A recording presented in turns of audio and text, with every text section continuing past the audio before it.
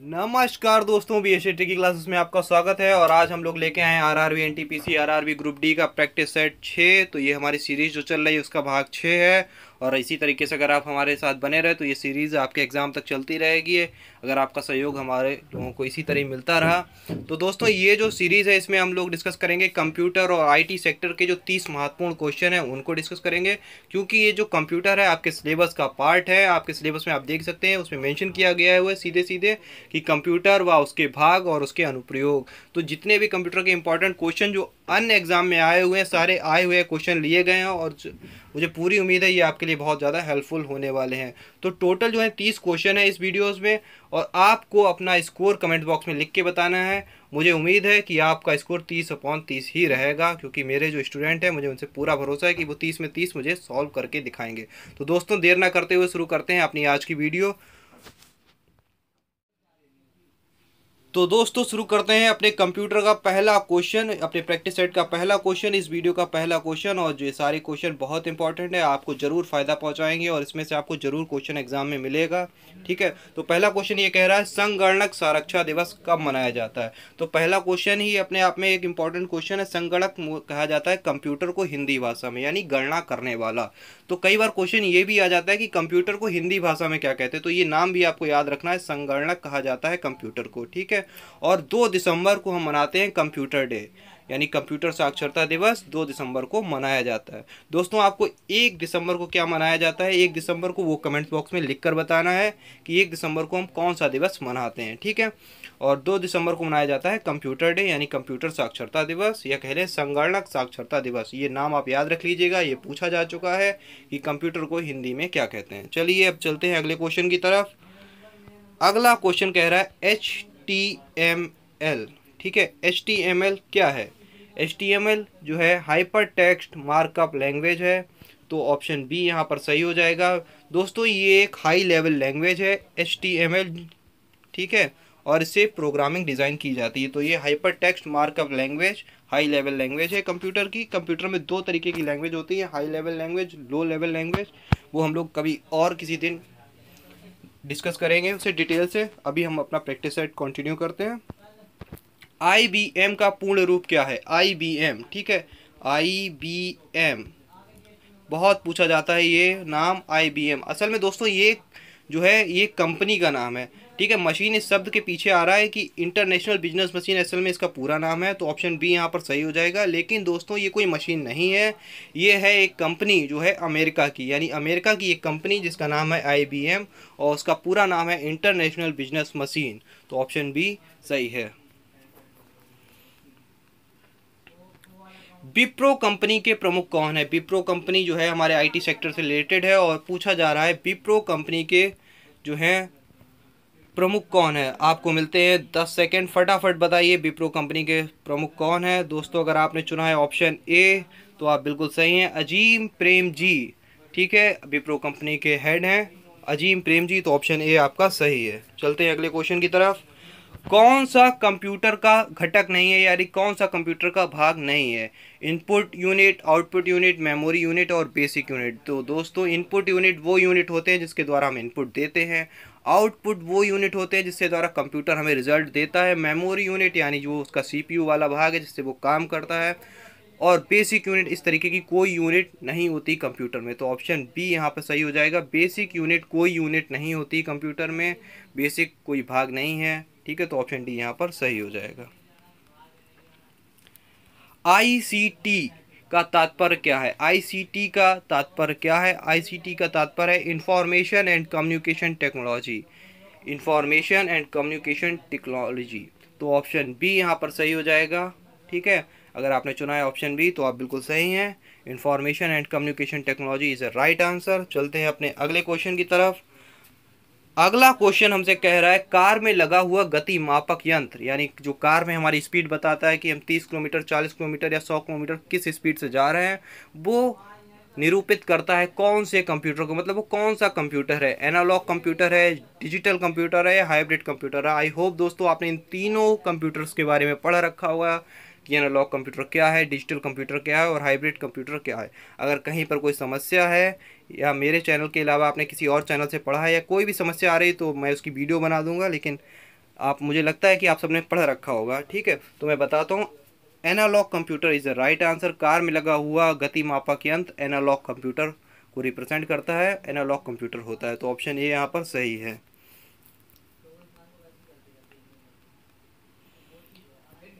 निम्न में से कौन सी मेमोरी का सबसे कम एक्सेस समय है? यानी एक्सेस समय से मतलब ये है कि कौन सी मेमोरी सबसे ज़्यादा फास्ट है, सबसे जल्दी किस मेमोरी को यूज़ कर सकते हैं, या सबसे जल्दी किस मेमोरी से डाटा को एक्सेस किया जा सकता है। तो आपको बता दें, अगर आपने चुना है cache memory, cache memory option A, तो आप बिल्कुल सही हैं। कैश मेमोरी सबसे तेज़ मेमोरी है कंप्यूटर की, सबसे जल्दी डाटा यहीं से एक्सेस किया जा सकता है, ठीक है। तो जिस चीज़ की ज़रूरत कंप्यूटर को ज़्यादातर पड़ती रहती है उसे वो कैश मेमोरी में रखता है। तो ऑप्शन ए यहाँ पर सही हो जाएगा। सिम, अपने अपने मोबाइल में आपने ज़रूर सिम डाला होगा, देखा होगा। सिम तो ऐसी कोई चीज़ है ही नहीं जिसे आप जानते ना हो, ठीक है। सभी लोग इससे फैमिलियर हैं, सिम से। और इसका पूरा नाम क्या है वो पूछा जा रहा है, ठीक है। तो इसका पूरा नाम होता है subscribers identity module, subscribers identity module. तो अगर आपने चुना है ऑप्शन ए तो आप बिल्कुल सही हैं। सिम का पूरा नाम है सब्सक्राइबर्स आइडेंटिटी मॉड्यूल। दोस्तों, मेरा मानना है अगर कोई क्वेश्चन आपको याद नहीं है या नहीं जानते तो वो आपका इस वीडियो में कवर हो जाएगा, आपको याद हो जाएगा, ठीक है। तो इस पर से ये प्रैक्टिस सेट देखने का फ़ायदा तो एक तो ये रहता है कि हमें कोई क्वेश्चन नहीं मालूम वो हमें याद हो जाता है, और हमें जितने मालूम है उस हिसाब से हमारा स्कोर हमें पता चल जाता है कि हम किस लेवल पर हैं अभी, ठीक है। तो दोस्तों, आप बताइएगा आपके कमेंट बॉक्स में कितने नंबर आ रहे हैं, 30 में से आप कितने स्कोर कर पा रहे हैं। क्या आप 30 में से 30 भी स्कोर कर पा रहे हैं? मेरे कुछ स्टूडेंट ऐसे भी होंगे जिनके 30 पे 30 भी आएंगे, मुझे पूरा भरोसा है, ठीक है। आगे चलते हैं अगले क्वेश्चन की तरफ। ईमेल का विस्तृत रूप क्या है? यानी ईमेल का पूरा विस्तृत रूप क्या है? देखिए यहाँ पे इन्होंने ऑप्शन ए में देखिए इलेक्ट्रिकल मेल, और ऑप्शन बी में देखिए इलेक्ट्रॉनिक मेल। कितना कन्फ्यूज़न वाला बना दिया है, लेकिन ऑप्शन बी यहाँ पर सही है। Electronic mail is a right answer. Email का पूरा नाम है इलेक्ट्रॉनिक मेल, ठीक है। इसे इलेक्ट्रिकल मेल से कंफ्यूज नहीं करना है, ऑप्शन बी, ठीक है। ईमेल को सबसे पहले किसने बनाया था, उनका नाम आप कमेंट बॉक्स में लिख कर बताइए। निम्न में से कौन सी निशुल्क ईमेल सेवा प्रदान करता है? ठीक है, ईमेल सेवा प्रदान करता है वो भी निशुल्क। हॉटमेल, रेडीमेल, याहू, यानी ये सभी। तो ये सारे ही के सारे जो है निशुल्क ईमेल सेवा प्रदान करते हैं। ईमेल यानी इलेक्ट्रॉनिक मेल। तो ऑप्शन डी यहाँ पर सही हो जाएगा, ये सारी निशुल्क सेवा प्राप्त करते हैं। डक डक गो, डक डक गो क्या चीज़ है? डक डक गो क्या है? सर्च इंजन है, वेब ब्राउज़र है, वायरस है, या न्यूज़ वेबसाइट है? तो दोस्तों आपको बता दें, डक डक गो जो है एक सर्च इंजन है, और ये यूरोप में बहुत फेमस है। यानी यूरोप के लोग डक डक गो का इस्तेमाल करते हैं। ऑप्शन ए जो है सही हो जाएगा। Duck duck go is a search engine. कौन सा एक सर्च इंजन है? ठीक है, कौन सा एक सर्च इंजन है? ऑप्शन देख लीजिए, वाईडू, पैकेट्स, कुकीज़, ठीक है। तो ऑप्शन ए यहाँ पर सही है, वाईडू। वाईडू एक सर्च इंजन है, सर्च इंजन है, और ये कहाँ का है? ये चीन का है, यानी चाइना का सर्च इंजन है वाईडू, ठीक है। वाईडू सर्च इंजन है और चाइना का है, आपको ध्यान रखना है। आगे चलते हैं अगले क्वेश्चन की तरफ। चित्र संदेश निजी इनबॉक्स में कितने दिन रहेगा? देखिए, एक चित्र संदेश अगर आपको भेजा जा रहा है और वो इनबॉक्स में कब तक रहेगा उसकी डेट पूछ रहे हैं, तो वो रहेगा 30 दिन तक। ऑप्शन बी यहाँ पर सही हो जाएगा। ऑप्शन बी सही है। अगर आप उसे सेव, अगर इससे ज़्यादा दिन के लिए आप चाहते हैं कि वो आपके उसमें रहे, मोबाइल में सेव रहे, तो आपको उसे सेव करना पड़ेगा, लेकिन बिना सेव किए वो मैक्सिमम 30 दिन तक ही रह सकता है। तो ऑप्शन बी यहाँ पर सही हो जाएगा। आगे चलते हैं हम लोग फटाफट। MSM का क्या अर्थ है? SMS का क्या अर्थ है? Swift mail system, short message service, short hand manual script, या स्पीड मेल सर्विस? तो ऑप्शन बी यहाँ पर सही है। शॉर्ट मैसेजिंग सर्विस जो है SMS का पूरा नाम है। SMS हम लोग करते हैं, ठीक है। तो ये शॉर्ट मैसेजिंग सर्विस कहलाता है। चलते हैं अगले क्वेश्चन की तरफ। वेब पोर्टल डेकनेट, वेब पोर्टल डेकनेट संबंधित है, ये आपको बताना है। ये डेकनेट जो है किससे संबंधित है? तो इलेक्ट्रॉनिक एग्रीकल्चर, अगर आपने चुना है इलेक्ट्रॉनिक एग्रीकल्चर तो आप बिल्कुल सही हैं। वेब पोर्टल है एक, ये डेकनेट इसका नाम है, और ये इलेक्ट्रॉनिक एग्रीकल्चर से संबंधित है। असल में इसमें एग्रीकल्चर के बारे में जागरूकता फैलाने और जानकारी देने के लिए इसे बनाया गया है डेकनेट को। ठीक है, तो ये वेब पोर्टल डेकनेट एग्रीकल्चर से संबंधित है। विद्या वाहिनी परियोजना योजनाएं बहुत पूछी जा रही हैं एग्जाम में। पिछली बार आरआरबी एनटीपीसी के एग्जाम और ग्रुप डी के जितने भी एग्जाम हुए थे लोको पायलट वगैरह में, सब में हर एक सेट में लगभग एक योजना जरूर पूछी गई थी। तो इस बारी में ये कंप्यूटर वाली योजना है, इसको भी ध्यान रखिएगा। विद्या वाहिनी परियोजना किस पर बल देती है, यानी किस से रिलेटेड है, तो दोस्तों ये कंप्यूटर शिक्षा से रिलेटेड है। ऑप्शन ए यहाँ पर सही हो जाएगा, विद्या वाहिनी परियोजना कंप्यूटर शिक्षा से रिलेटेड है, ऑप्शन ए बिल्कुल सही है। विकास के लिए सूचना प्रौद्योगिकी का अधिक उपयोग रणनीति है, मतलब कौन सी ऐसी जो है सरकार है हमारे राज्य की जो विकास के लिए सूचना प्रौद्योगिकी यानी आईटी सेक्टर पर ज़्यादा फोकस कर रही है। तो आपको बताना है आईटी सेक्टर पर सबसे ज़्यादा फोकस करने वाली सरकार कौन सी है इस समय विकास के लिए। तो ऑप्शन डी अगर आपने चुना है आंध्र प्रदेश सरकार, तो आप बिल्कुल सही हैं। आंध्र प्रदेश सरकार आईटी सेक्टर पे बहुत ज़्यादा फोकस कर रही है। और आंध्र प्रदेश के समय के जो सीएम है उनका नाम आपको कमेंट्स बॉक्स में लिख कर बताना है, तो फटाफट लिख कर बताइए आंध्र प्रदेश के सीएम कौन है। विश्व का सबसे सस्ता टैबलेट पीसी यानी टैबलेट पीसी होने का दावा किया जा रहा है। विश्व का सबसे सस्ता कौन सा है, आकाश, चिराग, विद्यार्थी या वसुधा। तो आपको बता दें ऑप्शन ए यहाँ पर सही है, आकाश, जो हमारे आईआईटी राजस्थान ने बनाया है, विश्व का सबसे सस्ता टैबलेट पीसी है। असल में इसकी कीमत है 22,000 कुछ रुपए, ठीक है, सॉरी 2200 कुछ रुपए, लेकिन ये हमें मिलेगा क्योंकि इस पे सरकार सब्सिडी भी देगी, तो ये 11,000 रुपये में कुछ उपलब्ध होगा। तो ऑप्शन ए यहाँ पर सही है। आपको बस इतना ध्यान रखना है, आपको रेट नहीं पूछे जाएंगे, बस आपको ये ध्यान रखना है कि विश्व का सबसे सस्ता पीसी कौन सा है। तो ऑप्शन ए यहाँ पर सही है, आकाश, ठीक है। बस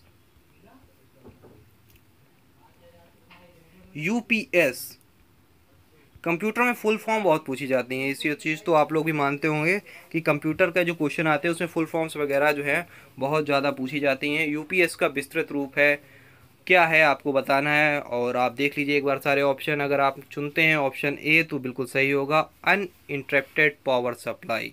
असल में दोस्तों यूपीएस का काम ही यही होता है कि जब लाइट यानी पावर सप्लाई चली जाए तो वो कुछ समय तक के लिए कंप्यूटर को पावर सप्लाई देता रहे, जिससे हम लोग आसानी से कंप्यूटर को शट डाउन कर सकें, कुछ समय हमें मिल सके। तो अनइंटरप्टेड पावर सप्लाई यूपीएस का पूरा नाम है, ऑप्शन ए यहाँ पर बिल्कुल सही है।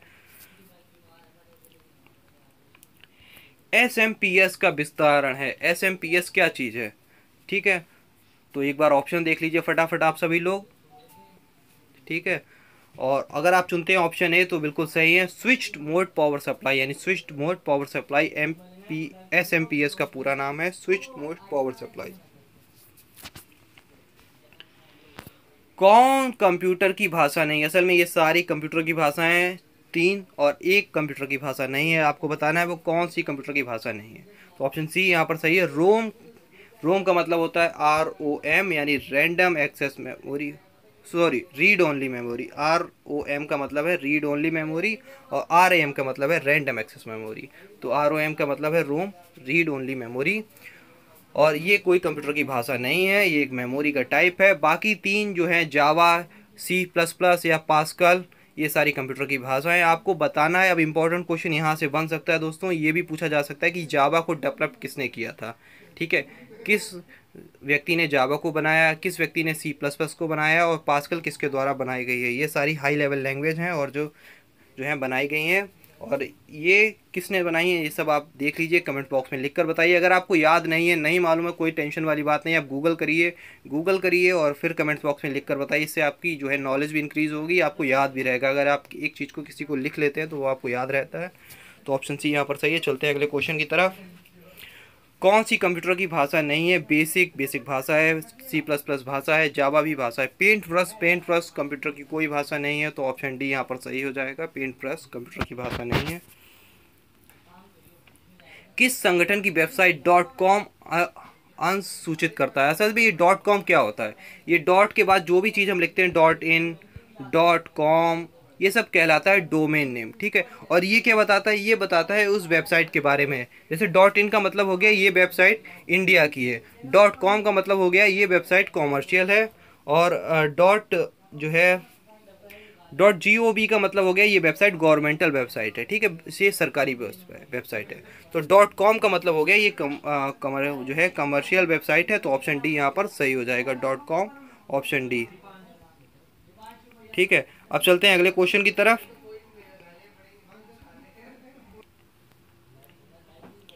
तो अगला क्वेश्चन कह रहा है ब्रेड प्रोसेस स्प्रेडशीट उदाहरण है। देखिए कुछ सिस्टम सॉफ्टवेयर होते हैं, कुछ एप्लीकेशन सॉफ्टवेयर होते हैं। सिस्टम सॉफ्टवेयर वो होते हैं जो कंप्यूटर के अपने यूज़ के लिए होते हैं, और एप्लीकेशन सॉफ्टवेयर जो हैं हम लोग यूज़ करते हैं, जैसे कि M S office, M S word, और ये और जो है पेंट करने के लिए, टाइपिंग करने के लिए। तो ये सब एप्लीकेशन सॉफ्टवेयर का उदाहरण है। वर्ड प्रोसेस भी एक एप्लीकेशन सॉफ्टवेयर है। तो अगर आपने चुना है ऑप्शन बी तो आपका आंसर बिल्कुल सही है। वर्ड प्रोसेस स्प्रेडशीट जो है एप्लीकेशन सॉफ्टवेयर का उदाहरण है, ऑप्शन बी यहाँ पर बिल्कुल सही हो जाएगा। चलते हैं अगले क्वेश्चन की तरफ। कौन मस्तिष्क की कार्य प्रणाली की नकल करने का सबसे छोटा और सबसे तीव्र कंप्यूटर होगा, ठीक है। यानी मस्तिष्क की कार्य प्रणाली की नकल करेगा, सबसे छोटा भी होगा, सबसे तीव्र भी होगा। तो सुपर कंप्यूटर से भी एक फास्ट कंप्यूटर है क्वांटम कंप्यूटर, ठीक है, जो मस्तिष्क की कार्य प्रणाली की नकल करने वाला और सबसे छोटा सबसे तीव्र कंप्यूटर होगा। असल में ये भी इस पर काम चल रहा है, ये अभी बनकर तैयार नहीं, तो ऑप्शन बी यहाँ पर सही है, quantum computer. Indian institute of remote sensing स्थित है। Indian institute of remote sensing स्थित है, कहाँ पर स्थित है? अहमदाबाद में, देहरादून में, श्रीहरिकोटा में, या कहीं नहीं? तो ऑप्शन बी अगर आपने चुना है देहरादून में तो आप बिल्कुल सही हैं। Indian institute of remote sensing Dehradun में स्थित है, ऑप्शन बी यहाँ पर सही है। 1 MB मेमोरी है, 1 MB में कितने किलोबाइट्स होते हैं? तो 1 MB में 1024 KB होते हैं। 1 MB बराबर 1024 KB, ठीक है। तो अगर आपने ऑप्शन ए चुना है तो आप बिल्कुल सही हैं। ये जो जितनी भी है मेमोरीज, ये KB, MB और GB, ये सब याद कर लीजिएगा आप, ये पूछी जा सकती है। और अगर आपको कहीं नहीं मिल रही तो मैं भी करा दूंगा इसका एक प्रैक्टिस सेट। और LAN, LAN का पूरा नाम क्या है? LAN, ठीक है। LAN का मतलब होता है local area network, LAN local area network. अगर आप चुनते हैं ऑप्शन बी तो आप बिल्कुल सही हैं, ऑप्शन बी यानी LAN लोकल एरिया नेटवर्क। दोस्तों होता क्या है कि एक ही ऑफिस में, एक ही रेस्टोरेंट में, एक ही होटल में, जो एक ही बिल्डिंग होती है उसमें सारे कंप्यूटर्स को LAN के द्वारा कनेक्ट कर दिया जाता है। यानी वो जिस नेटवर्क से जुड़े होते हैं उसे कहते हैं लोकल एरिया नेटवर्क, और ये सबसे फास्ट नेटवर्क है। आपने LAN, मैन और वैन तीनों पढ़ रखे होंगे, ठीक है, ऐसी मैं उम्मीद करता हूँ। तो ऑप्शन बी यहाँ पर सही है, local area network, LAN, option B सही है। स्काई ड्राइव निम्न में से किस कंपनी की क्लाउडिंग कंप्यूटिंग सेवा का नाम है, ठीक है। स्काई ड्राइव निम्नलिखित में से किस कंपनी की क्लाउडिंग सेवा का नाम है? तो ऑप्शन सी यहाँ पर सही है, माइक्रोसॉफ्ट की ये सेवा है स्काई ड्राइव। इसका नाम भी आपको ध्यान रखना है, ये क्लाउडिंग कंप्यूटिंग सेवा है माइक्रोसॉफ्ट की। तो ऑप्शन सी यहाँ पर बिल्कुल सही हो जाएगा।